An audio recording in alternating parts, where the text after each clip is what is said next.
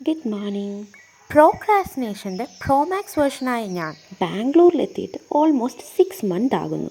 ഇവിടെ വന്നതിന് ശേഷം എല്ലാ വീക്കെൻഡും നമ്മൾ ഏർലി മോർണിംഗ് പോകണം എന്ന് പ്ലാൻ ചെയ്യുന്ന ഒരു പാർക്കുണ്ട്. ബാംഗ്ലൂരിൻ്റെ ഹൃദയഭാഗത്ത് ലൊക്കേറ്റ് ചെയ്യുന്ന ദ ഫേമസ് കബ്ബൺ പാർക്ക്. ഇനി ആ പ്ലാൻ മാറ്റിവെച്ചാൽ എൻ്റെ മെൻ്റൽ ഹെൽത്ത് അതിൻ്റെ വഴിക്ക് ടാറ്റ പറഞ്ഞു പോകും എന്നുള്ളത് കൊണ്ട് രണ്ടും കൽപ്പിച്ച് ഇന്ന് നമ്മൾ നേരെ കബ്ബൺ പാർക്കിലേക്ക് വിട്ടു. അപ്പോൾ കബ്ബൺ പാർക്കിൻ്റെ വീഡിയോസ് കാണുന്നതിൻ്റെ കൂട്ടത്തിൽ കുറച്ച് ചരിത്രത്തിലേക്കൊന്ന് പോയാലോ? ബ്രിട്ടീഷുകാരുടെ കാലത്ത് മൈസൂരിൻ്റെ ചീഫ് എഞ്ചിനീയർ ആയിരുന്ന മേജർ ജനറൽ റിച്ചാർഡ് സാങ്കിയാണ് ഈ പാർക്ക് ഡിസൈൻ ചെയ്തത്. മൈസൂരിൻ്റെ ആ സമയത്തെ കമ്മീഷണറായിരുന്ന സർ ജോൺ മീഡിനോടുള്ള ആദരസൂചകമായി 1870 മീഡ്സ് പാർക്ക് എന്ന് ഇതിന് നെയിം നൽകി. ലേറ്റർ ഓൺ 1920 മൈസൂരിൻ്റെ ബ്രിട്ടീഷ് കമ്മീഷണറായിട്ട് 25 ഇയേഴ്സോളം സെർവ് ചെയ്ത സർ മാർക്ക് കബോണിനോടുള്ള റെസ്പെക്റ്റായിട്ട് കബ്ബൺ പാർക്ക് എന്ന് റീനെയിം ചെയ്തു. അങ്ങനെ പോയി 1927 ആയപ്പോഴത്തേക്കും മൈസൂരിൻ്റെ മഹാരാജാവായിരുന്ന ശ്രീ ചമ്മരാജേന്ദ്ര വൊഡേറിനോടുള്ള ആദരസൂചകമായി ശ്രീ ചമ്മരാജേന്ദ്ര പാർക്ക് എന്ന് നമ്മുടെ പാർക്കിന് ഒഫീഷ്യലി നെയിം വന്നു. അല്ല, ഇതിപ്പോൾ ഒരു GK ക്ലാസ് പോലായോ? എന്നാലും സാരമില്ല, ഒരറിവും ചെറുതല്ലെന്നല്ലേ, ഒന്ന് കേട്ടിരിക്കുന്നേ.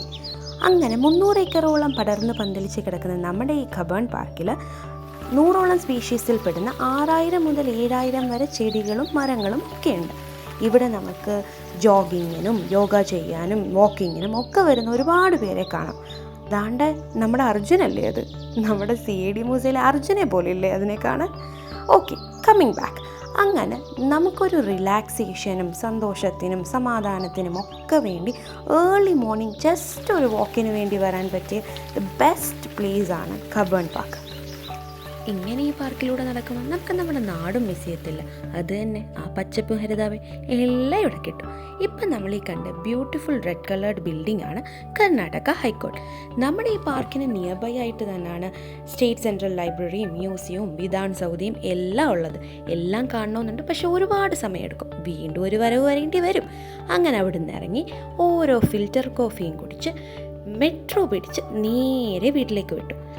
അപ്പോൾ എനിക്ക് കബ്ബൺ പാർക്കിനെ കുറിച്ച് തോന്നിയത് ശരിക്കും ഇതൊരു നാച്ചുറൽ ബ്യൂട്ടി പ്ലസ് ഒരു കൾച്ചറൽ ഹെറിറ്റേജ് ആണ്. ബൈ ദ എൻഡ് കുറച്ച് റാൻഡം ഫ്രെയിംസ് കൂടെ ഞങ്ങൾ ക്ലിക്ക് ചെയ്തത് ആഡ് ചെയ്തുകൊണ്ട് നിർത്തുന്നു. അടുത്ത വീഡിയോ കാണുന്നവരെ ബൈ.